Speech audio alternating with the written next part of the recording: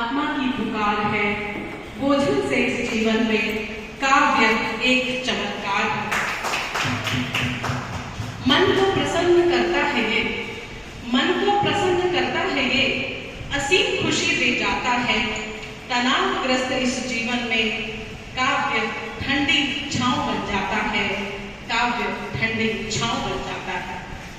आगे कविता के सृजन और उसे परिपक्व बनाने में हृदय के साथ साथ मस्तिष्क की भी बहुत अहम भूमिका होती है। इन दोनों के समुचित सामंजस्य से ही इस विधा का सृजन किया जाता है। आज हर दूसरा व्यक्ति तनाव से ग्रसित है और वो हर व्यक्ति छोटी छोटी बातों में परेशान हो जाया करता है। तनाव आप किसी भी कार्य में अगर लगे हो तो आपको दक्ष नहीं होने देता। आप हमेशा चिंताग्रस्त रहते हैं, रोगग्रस्त रहते हैं और आपको आपके स्वास्थ्य का लाभ भी नहीं मिल पाता। हमारे शरीर में तनाव के समय में कुछ ऐसे हार्मोन हैं जो सिक्रेट होते हैं, जैसे कि उन हार्मोन्स का नाम है एड्रेनलिन और कार्टिसोल। ये जो दो हार्मोन्स हैं इनका उत्सर्जन बहुत बढ़ जाता है, जिसकी वजह से तनाव में व्यक्ति और भी ज्यादा परेशान हो जाता है। और कहा जाता है कि व्यक्ति अगर तनावग्रस्त है तो वो स्वतः तो परेशान होता ही है, सामने वाले को भी बहुत परेशान कर देता है। तनाव के कुछ सामान्य लक्षण जो एक आम व्यक्ति में पाए जाते हैं, आपको बताना चाहूंगी कि किसी कार्य के वश जैसे कोई काम छूट जाना तो व्यक्ति जो है तनाव में आ जाता है। बेरोजगारी अगर हो तो तनाव में आ जाता है, पैसा हो तो भी तनाव में आ जाता है और ना हो तो भी तनाव में आ जाता है। हिंदी महाविद्यालय से ये कहा छुपा है। उसके बाद अलगाव, किसी से, किसी प्रियतम से, किसी मित्र से, किसी भी रिश्ते से अगर विछोह हो गया हो तो भी जो है व्यक्ति तनाव में आ जाता है। किसी और व्यक्ति से जिसकी नौकरी छूट गई हो, जो कहीं और कार्य नहीं कर पाता, वो भी तनाव में आ जाता है। बच्चे जो है वृद्धावस्था में घर छोड़कर चले जाते हैं, तब भी व्यक्ति जो है तनाव में आ जाता है, क्योंकि पूरे जीवन भर कार्य करता है। जिन बच्चों के लिए वो बच्चे ही उसे नहीं देखते हैं तो बहुत दुख होता है। उसके बाद जब आपका स्वास्थ्य खराब हो जाता है, कहते हैं तंदुरुस्ती हजार नेमत है। अगर तंदुरुस्त है तो ही ये पैसा हमारे लिए काम करता है, लेकिन अगर हम तंदुरुस्त ही नहीं हैं तो इस पैसे का क्या करेंगे। जब हम चल ही नहीं पाएंगे तो हमारे पास चाहे तो BMW रहने दीजिए, चाहे कोई और जैगुआर रहने दीजिए, हम क्या करेंगे। इसीलिए पहले जो है स्वस्थ रहिए। तो तनाव जो है हमारे स्वास्थ्य में बहुत गहरी बाधा उत्पन्न करता है। उसके बाद कोई मौसम या कोई मौसम ऐसा होता है जब वो तनावग्रस्त हो जाते हैं। अभी देखिए कितनी वर्षा हो रही है, जिसकी वजह से हमारे श्रोतागण ही नहीं आए, ये भी एक तनाव का कारण है, जो कि बहुत बुरा है। श्रोतागण आते तो इस महफिल में जो है चार चांद लग जाते। उसके बाद है नशाखोरी।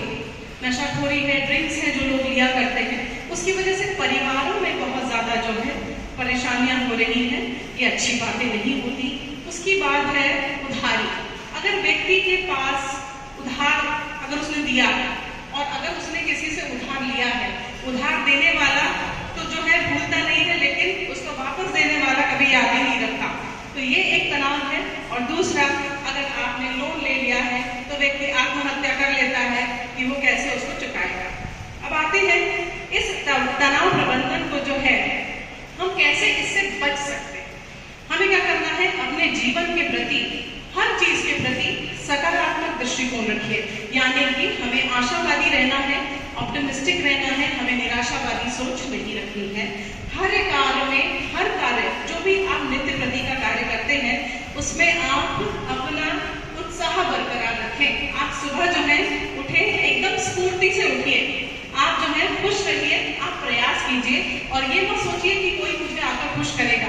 आप स्वतः ही प्रसन्न रहिए और स्वयं से प्रेम कीजिए। आपसे प्रेम करने कोई नहीं आएगा, आपको स्वयं से प्रेम खुद करना है।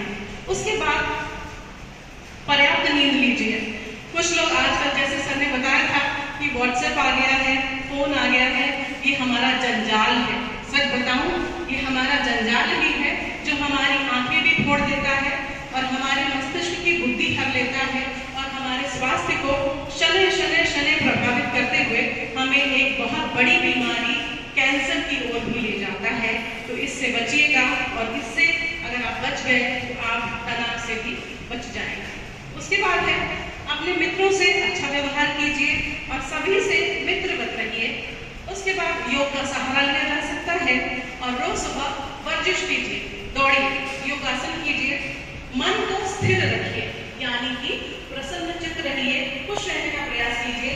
कुछ नहीं है ऐसा जो चला जाएगा और कुछ नहीं है ऐसा जो हमें प्राप्त नहीं हो पाएगा, क्योंकि भगवान ने दो हाथ, दो पांव और बुद्धि हमें दी है और हम इसके साथ ही साथ अपने जीवन को चला सकते हैं। पैसा आना जाना है, लेकिन व्यक्ति आज कलयुग में पैसे को भगवान मानता है और जो चीजें हमारे पास है उनकी गिनती नहीं करता। जो हमारे पास नहीं है उनका उसे वियोग होता है कि हाय रे किस्मत, ये मेरे पास नहीं है, इसका वियोग ना करें तो अच्छा होगा।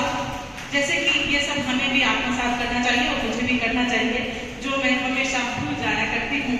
उसके बाद है, अच्छी ज्ञानवर्धक पुस्तकें पढ़ें।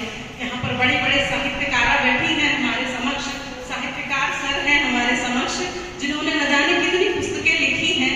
तो मैं चाहूँगी अपने छात्रों से भी और हमारे सभी दिग्गजों से कि आप अच्छी अच्छी पुस्तकें पढ़ें, ताकि आपके जीवन में कभी भी तनाव न आए।